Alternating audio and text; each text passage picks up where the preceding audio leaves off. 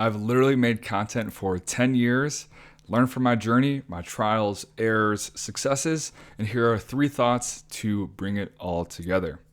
And literally thousands of posts. I don't even know how many hours of YouTube videos and podcasts I've made, but 3 thoughts on content creation, marketing, branding, everything in between, because to say in today's day and age, to be ignorant the power of social media, how important it is to have a brand, and the value that it can bring you personally, professionally, I think would be very irresponsible. Literally, my first blog that I wrote was in 2016. So I guess it's 2025, so 9 years, but just 9 years of content just doesn't have that ring as 10 years or to say a decade. So please forgive me for adjusting the truth a little bit.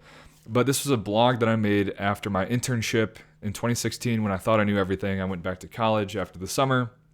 But this idea of like, I have things that I want to share and why not?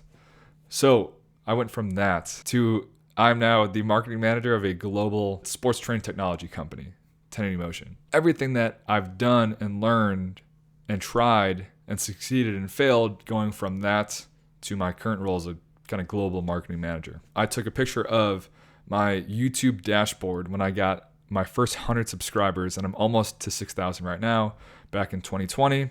I have over 1,200 posts on Instagram, and my podcast, I'm almost 200 episodes in, like 20,000 downloads. The first one back in kind of 2019. So I've done it for a while. I've done it in all kind of different forms, kind of just to give a little bit of credibility to myself about talking about this stuff. Number one, everything comes back to good content and value. And, this is very kind of Gary V inspired, but the question that I've been asking myself is I've had content that's done really well, content that has not done as well, content where I'm not that excited about posting, but I know that it'll do well, and then it does, and content that I'm super, super excited about that I know just won't get as many views because maybe it's not that engaging, and shocker, it doesn't do as well. And there's been times where I've thought, how just cringy and clickbaity and people just, market things in these kind of hyperbolous ways. So in coaching and training athletes, imagine if I said, screw it, I want more views, I'm tired of getting bad views. Let's just do a hook kind of like these cringy liars, right? Here's the 3 drills that you've never done ever in your life that'll make you a pro athlete. People say stuff like that. And what if that does work? What if I do that just lie, hook, intro, and it blows up? Then I have all of these followers that are following me with the premise of I will always have these kind of hacks and things that they've never done before, and I'm going to change their training, right? But on the flip side, what if I post what I want to post, what I believe in, and I actually build an audience that appreciates maybe not the flashiest content, but it's real, it's applied. I'm a coach first I used to be a coach first. And I was creating content kind of to support that versus the other way around, where people literally do this for a living, right? So, like, going back to this hook idea, the point of a hook is to get them to watch the actual video, right? So if you do the hook, but your video actually sucks, they're not learning anything, it's not valuable, it's just me, right? Then the hook is pointless, because the point of the hook is to get them to consume the value. But if you don't have value and you're not making actually good content, then there's no point, right? And it's this idea of like following trends. Just as quick as a trend comes is just as quick as it goes. So, imagine if you say, screw it, I'm going to be trendy, I got to get some views, this idea or trend is popping off right now. Well, let's say you do that for a year, and then a year goes by, and then the trend fades. Someone finds your content and they want to dive in more, and then you just have all of this like outdated, cringy, old trendy content versus like doing what you believe in, So I think when it comes to making content, coming up with ideas, organizing it, creating it, is what if it works? Both positively, it works out how you plan and want it to, what you believe in, but also if you decide to go down a little bit of a different path, being a little bit more kind of clickbaity or trendy or whatever it is. What if it works? Number 2, It requires reasoning, not logic, and this sounds a little bit like semantics. And I got this mainly from Rory Sutherland. If we want to call it behavioral science, decision science, whatever it is, people just need a reason for stuff. And humans aren't logical; they're very irrational and very emotional sometimes. And there's just a few examples that kind of come to mind where reason is a basis or cause for some belief, right? And logic is a little bit more kind of a system of rules trying to like come to a conclusion. And the example that Rory gave in a podcast I thought was very interesting was Red Bull.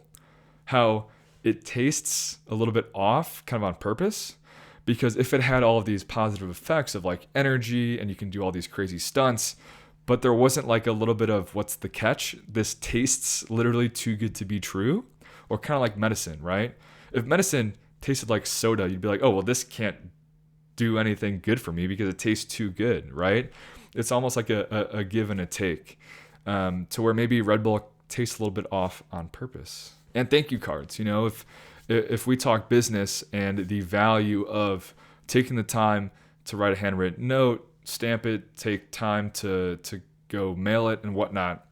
Well, logic would be like, well, that's time. We have to buy the envelopes.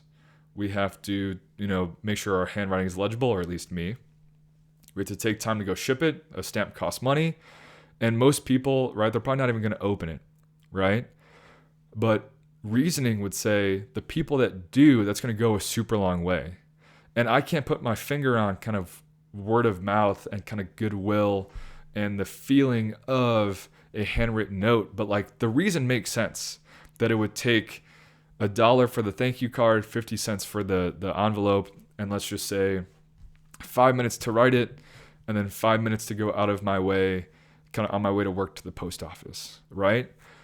To where that makes sense reason-wise, but logic and by the numbers doesn't. So again, humans aren't logical. And as I've done this with my own social media and also as a marketing manager for 1080 Motion, you can predict, but also can't, what will do well on a certain platform. And as 1080 Motion, I've posted on YouTube Shorts, TikTok, LinkedIn, Twitter, Instagram, and Threads. I have had posts do well on each one of those individually, never the same platform twice, and usually it's just one platform that one does exceedingly well. And if anyone was trying to map that out or predict or post intentionally trying to pop off on one platform, you're going to have a really bad time, because humans aren't logical and there is no logic in that. There's just a reason of, well, our audience is, coaches and athletes on Instagram, mostly coaches on Twitter and LinkedIn. So maybe I'll change the copy a little bit. That's a good reason. But the logic of this will do bad on this platform because of this is this, you just never know. And if we talk about marketing and branding, what is a brand? It's kind of hard to describe, right? Like if we like what makes me a diehard Nike guy, right? And I will go out of my way to buy Nike. I don't wear anything else really. When arguably, if you took the logo off and you had me feel different shirts and shorts and try to guess what was Under Armour versus Puma versus Adidas, whatever, I probably couldn't tell the difference. It's just how Nike makes me feel, which sounds super weird, right? Not logical. But that's why you gravitate towards certain brands. That's why you will overpay, and that's why you'll do all of these things. So if the end goal is just more views, right, that's logic. And of course, you want to be rewarded for your efforts. And that is feedback of getting more likes, more views, more followers, whatever it is. But if the end goal is truly more views, that's logic, then you'll just do whatever it takes. But then what if you do whatever it takes and you get all these people that are just there for the views, right? They don't want to actually consume the content, kind of bring value back to you by being a really good member of your audience, right? Last point 3 is make what you'll actually make. And how I definitely believe that things are a lot more similar than dissimilar. There's this guy I follow on TikTok, Higher Up Wellness, and he had this video about how it's not that you haven't found the right lifting plan, nutrition plan, whatever it is, you just haven't stuck to anything long enough. And I felt kind of called out, honestly. But it's like, if you are in a calorie deficit and you're getting enough protein in, right? If you are lifting frequently enough at a high enough intensity with enough volume. It doesn't matter the specifics of the actual program. Well, then why hasn't it worked? It's because you haven't done it long enough. And an example is on my YouTube on the left, when I used to have my big beard, it was my tennis ball video. And I used to have, each word flying from the side. They would fade in at certain times and then they would fade out and the video would come back to the center and kind of all these things. And maybe this was when I was relatively new to editing videos. So maybe it took me longer for that reason. But I remember it was so much time and effort for like a 5-minute video and it's just like not turned off by it. But I just remember the feeling of like, oh man, like really just for a 5-minute video, like that took forever. And now how this video will be actually is like, I really like and I'm into literally just doing PowerPoint slides because my brain thinks in PowerPoint and Excel. I can organize my thoughts and then I just put it in the corner of the video. It does the same thing. It might not look as fancy, but I'm super into it. The editing is way, way faster and it helps me organize my thoughts because I can see what I'm talking about instead of just talking to a camera, right? And that kind of video I will make because I can organize my thoughts, I can prepare, and the editing takes a fraction of the time. So I think it's important to think about finding quality through consistency. And I was talking through this in a staff meeting where, I was asked about like quantity versus quality. And I was like, how do I say that you do need quantity, but that's just to find what you'll end up doing. And the phrase is, find quality through consistency. What has helped me find my kind of voice and type of content and things like that has been the consistency. Again, you don't get to 20,000 podcast views on accident, almost 200 episodes, almost 6,000 on YouTube, 1,200 Instagram posts and things like that by only doing it when you're inspired, right? Or if you try one type of content and it doesn't do well, kind of giving up. With this being said, what you'll actually make, I think it's valuable to put out there that not every platform is made equally and not every platform is for everyone. If you are a written word person, Twitter, LinkedIn, go pop off, do your thing, right? I like editing videos. I'm comfortable on camera. So I'll do Instagram, I'll do YouTube, and then I can also repurpose that for Twitter and LinkedIn and kind of things like that. So just because you want a brand, don't overwhelm yourself. Try to do all 19 platforms at once. Find your quality through consistency and commit to whatever you will actually do and make and be consistent with. So, closing thoughts. Just because the game is stupid, and I've given some examples of, yes, there is truth that you should make a good hook, right? That does matter, that attention spans are going. And if you don't have someone's attention in 3 to 5 seconds, then they can't get to the actual valuable things, right? So there's truth that a hook is valuable. So just because the game is stupid doesn't mean that it doesn't exist, okay?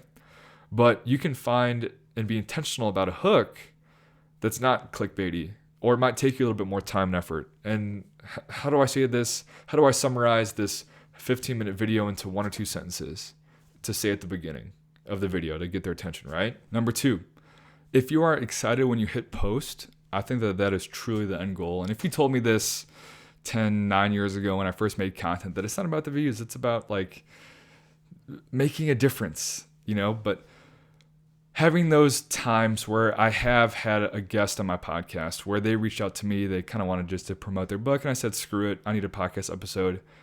Those episodes never turn out well, right? Or when it's like, oh man, I haven't posted in 6 days. I'm trying to post once a week.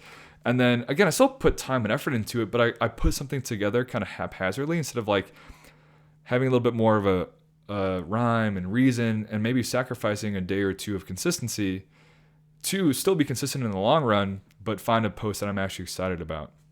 So with that being said, what if it works? When my YouTube picks up even more, right? I feel, or my Patreon, my paid articles, I feel super confident and I'm excited that if someone discovered me right now and they said, oh wow, I like his style, I want to go all the way back to the beginning when he made videos in 2020.